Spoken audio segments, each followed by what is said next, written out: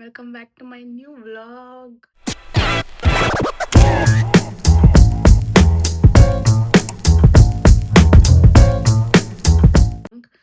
ಇದು ನನ್ನ first vlog ಆಗಿರುತ್ತೆ.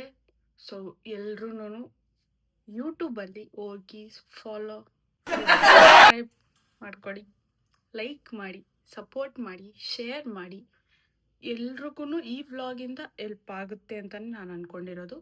ಹೆಲ್ಪ್ ಆಗಲೇಬೇಕು, ಬಿಕಾಸ್ ನಾನಿವತ್ತು ವ್ಲಾಗ್ ಯಾವುದ್ರ ಬಗ್ಗೆ ಮಾಡ್ತಿದ್ದೀನಿ ಅಂದರೆ ನನ್ನ ಹೇರ್ ಆಯಿಲ್ ಬಗ್ಗೆ ಮಾಡ್ತಾಯಿದ್ದೀನಿ. ಅಂದರೆ ನಾನು ಯಾವುದೇ ಥರದ ಪ್ರಾಡಕ್ಟ್ಸ್ ಹಾಕಲ್ಲ. ಹೇರ್ ಆಯಿಲ್ ಅಂದರೆ ಬೇರೆ ಬೇರೆ ಬೇರೆ ಹಾಕಲ್ಲ. ನಾನು ಹಾಕೋದು ಮನೇಲಿ ಮಾಡೋ ಹೇರ್ ಆಯಿಲ್ನೇ ನಾನು ಹಾಕೋದು. ಅದನ್ನು ಹಿಂಗೆ ಮಾಡೋದು ಏನು ಎತ್ತ ಅಂತ ಈ ವ್ಲಾಗಲ್ಲಿ ನಿಮಗೆಲ್ಲರಿಗೂ ತೋರಿಸ್ಕೊಡ್ತೀನಿ. Follow me. ಫಸ್ಟ್ ಗೈಸ್ ಆ್ಯಲೋವೆರಾನ ಕುಯ್ಕೊಳ್ಳೋಣ. ನಮ್ಮ ಮನೆಯಲ್ಲಿ ನಾವೇ ಬೆಳೆಸಿರೋ ಆ್ಯಲೋವೆರಾ ಇದೆ. ಸೊ ಅದನ್ನೇ ಕಟ್ ಮಾಡಿಕೊಂಡು ಚಿಕ್ಕ ಚಿಕ್ಕ ಚಿಕ್ಕ ಚಿಕ್ಕ ಪೀಸ್ ಮಾಡ್ಕೊಳ್ಳೋಣ. ನೋಡೋಣ. ಇಲ್ಲಿ ನಮ್ಮ ಗೆಸ್ಟ್ ಅಪಿಯರ್ ಆದರು. ಯಾರಂದರೆ ಇಲ್ಲಿದ್ದಾರೆ ನೋಡಿ, ಚಿಟ್ಟು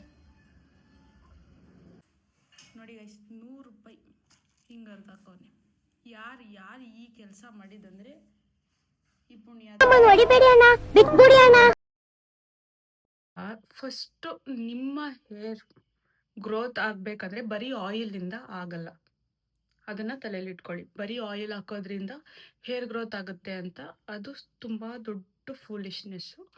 ಫಸ್ಟು ನಾವು ಹೆಲ್ದಿ ಊಟ ಮಾಡಬೇಕು, ತಿನ್ನೋದು ಅಂದರೆ ವೆಜಿಟೇಬಲ್ಸು, ಫ್ರೂಟ್ಸು, ಸ್ಪ್ರೌಟ್ಸು, ಸೊಪ್ಪು ಅದೆಲ್ಲ ತಿನ್ನಬೇಕು. ಫಸ್ಟು ಜಂಕ್ ಫುಡ್ನ ಕಮ್ಮಿ ಮಾಡಬೇಕು. ಅಂದರೆ ಬಿಟ್ಬಿಡಿ ಅಂತ ಹೇಳ್ತಾ ಇಲ್ಲ ನಾನು, ಕಮ್ಮಿ ಮಾಡಬೇಕು ಜಂಕ್ ಫುಡ್ಸ್ನ. ಆಮೇಲೆ ಸ್ಟ್ರೆಸ್ ಇರಬಾರ್ದು ತಲೆಯಲ್ಲಿ. ಗೊತ್ತು ಎಲ್ಲರಿಗೂ ಸ್ಟ್ರೆಸ್ ಇದ್ದೇ ಇರುತ್ತೆ. ಹಂಗಂತ ಜಾಸ್ತಿ ಸ್ಟ್ರೆಸ್ ಮಾಡ್ಕೊಂಡ್ರೂ ಹೇರ್ ಫಾಲ್ ಆಗೇ ಆಗುತ್ತೆ. ಫಸ್ಟು ಬಾಣಲಿನ ಕೊಕೊನಟ್ ಆಯಿಲ್, ಆಮೇಲೆ ಹಳ್ಳೆಣ್ಣೆ, ಸಾಸಿವೆ ಎಣ್ಣೆ, ಮೇಥಿ ಸೀಡ್ಸ್ ಗೈಸ್, ಮೆಂತ್ಯ ಕಾಳು, ನೆಕ್ಸ್ಟ್ ಫ್ಲ್ಯಾಕ್ಸ್ ಸೀಡ್ಸ್ ಗೈಸ್ ಹಾಕು. ಅದನ್ನೇನಂತಾರೆ, ಅಗಸೆ ಬೀಜ. ನೆಕ್ಸ್ಟ್ ಬ್ಲ್ಯಾಕ್ ಸೀಡ್ಸ್ ಗೈಸ್, ಕರಿ ಎಳ್ಳು. ಲೋ ಫ್ಲೇಮಲ್ಲೇ ಕುದಿಸ್ಕೊಳ್ಳಿ ಗೈಸ್. ನೆಕ್ಸ್ಟು ಲವಂಗ, ಕ್ಲೋವ್ ಹಾಕ್ತಿದ್ದೀವಿ. Next rosemary guys, leaves, rosemary leaves. Next ಶುಂಠಿ guys. Next onion guys. Next aloe vera guys. Next hibiscus flowers guys. Next ಕರ್ಬೇವಿನ ಸೊಪ್ಪು ಗೈಸ್, ಕರಿ ಲೀವ್ಸ್. ನೆಕ್ಸ್ಟ್ ಬೇವಿನ ಸೊಪ್ಪು ಗೈಸ್, ನೀಮ್ ಲೀವ್ಸ್.